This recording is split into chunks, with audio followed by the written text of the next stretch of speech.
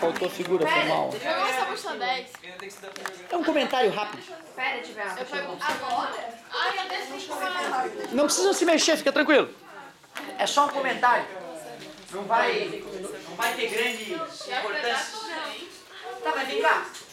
Nós vamos fazer recreio? Não dá. Não, né? Ah, então pode ficar fechado.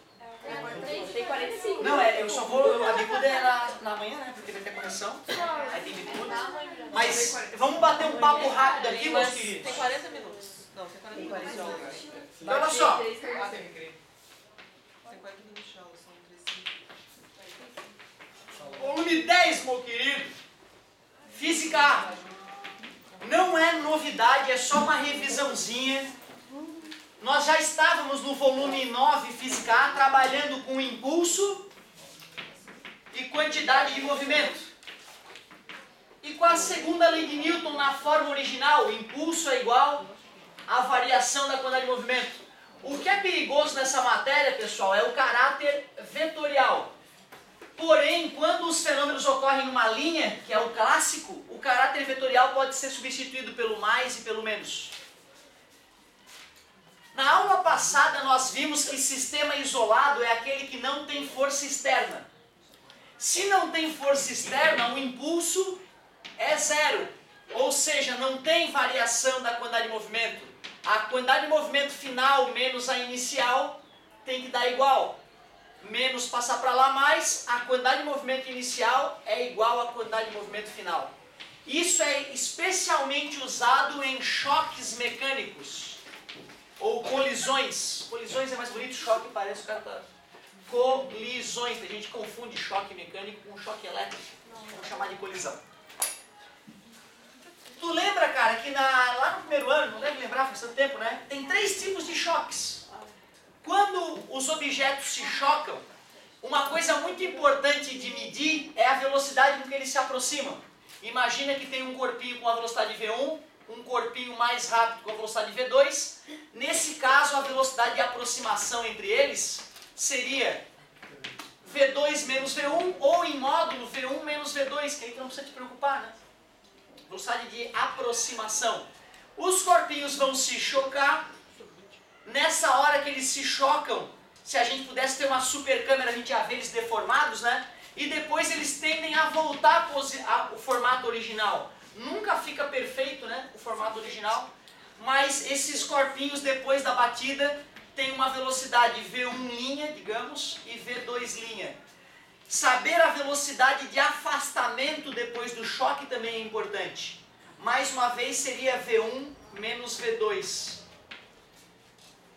Como está em módulo, vocês concordam que eu mudar de posição não vai interferir em nada nessa vida?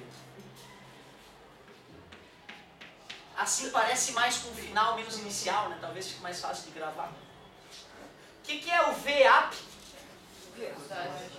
Velocidade de aproximação, VAP, velocidade de aproximação. E o VAF? Velocidade de afastamento, VAF, velocidade de afastamento. É isso aí. Por que é importante conhecer isso para entender um choque? Porque só tem 3 possibilidades clássicas para isso aí. Ou depois da batida os objetos ficam grudados, ou mesmo que não fiquem grudados, continuam na mesma velocidade um do outro. Isso seria o famoso choque inelástico. Beleza? Ou os objetos batem e se afastam, mas se afastam com uma velocidade inferior àquela com que se aproximava, com a qual se aproximava. Nesse caso seria o choque parcialmente elástico. E tem um choque raríssimo, que é o choque em que a velocidade de aproximação é idêntica de afastamento. Seria o choque em que não há desperdício nenhum de energia. O choque perfeitamente elástico. Para que a gente possa classificar um choque nesses 3 casos mencionados, a gente precisa calcular o coeficiente de restituição. O coeficiente de restituição, o Ezinho, nada mais é que a velocidade de aproximação, afastamento, dividido pela velocidade de aproximação. Como essas velocidades já são calculadas em módulo, colocar o módulo aqui de novo não é necessário. Alguns livros vão trazer o módulo aqui. os nomes dos choques que eu acabei de mencionar. Obrigado, peraí. Inelástico. Depois, parcialmente elástico e perfeitamente elástico. Perfeitamente elástico. Inelástico, adivinha quanto é que é o coeficiente de restituição? Zero, porque não vai ter afastamento. Zero dividido por um número é zero. O parcialmente elástico, o coeficiente de restituição vai ser um número entre 0 e 1. Já que no choque perfeitamente elástico a velocidade de afastamento é igual à de aproximação, ao dividir 1. Cuidado, hein? Em todos esses choques, a quantidade de movimento se conserva. Isso é uma lei criada por Deus na natureza. Não tem jeito. O Criador do Universo colocou essa regra inviolável na natureza. A quantidade de movimento de sistemas isolados nunca se altera. Inclusive, é essa ideia que nos permitiu descobrir partículas subatômicas antes inexistentes. Certo? O homem percebia, engraçado, depois daquele choque dos nêutrons e prótons lá, está vazando partículazinha para lá e não está vazando nenhuma partícula para lá. Mas isso está violando a conservação da quantidade de movimento. Ah, então tem que ter alguma partícula indo para lá. A gente não está vendo ela, mas ela existe. Tu vê, os caras usando essa ideia perceberam que o mundo tem partículas que antes eram desconhecidas. Certo? Conservação da quantidade de movimento. Sim. Também. Qualquer choque do mundo? Sim. Agora, só no choque perfeitamente elástico, a energia cinética do sistema antes é igual à energia cinética do sistema depois. Só no choque perfeitamente elástico. Qual é o exemplo clássico de um choque perfeitamente elástico? De verdade. De verdade? Eu só sei dar um exemplo. O ar, sim. Os gases, exatamente, as moléculas de gases se chocando uma com a outra, tá vendo? Ó? Não dá para escutar. E se a gente deixar numa garrafa estanque, hermeticamente fechada, uma certa quantidade de gás, se não mudar a temperatura, certo? Aquele gás vai continuar com as moléculas se chocando. Se o choque não fosse perfeitamente elástico, com o passar do tempo, as moléculas iam tender a parar, né? Certo? Agora, no dia a dia, qualquer coisa que se choque faz ao menos um pouquinho de barulho, né? Se fez uma gotinha de barulho, já uma parte da energia cinética foi transformada em energia sonora. Por menor que seja, já não é perfeitamente elástico. A galera fala que bolinha de sinuca é perfeitamente elástico, pelo amor de Deus, não sei de onde.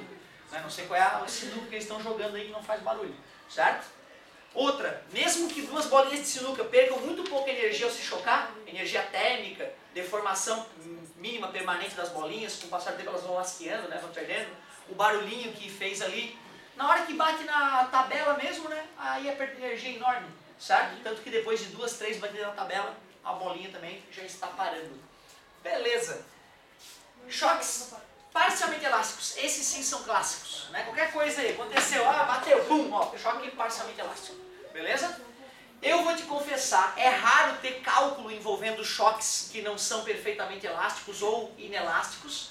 Choques parcialmente elásticos envolvendo cálculo é raro, justamente porque dá uma dor de cabeça um pouco maior. Mas eu tenho que fazer um exemplo.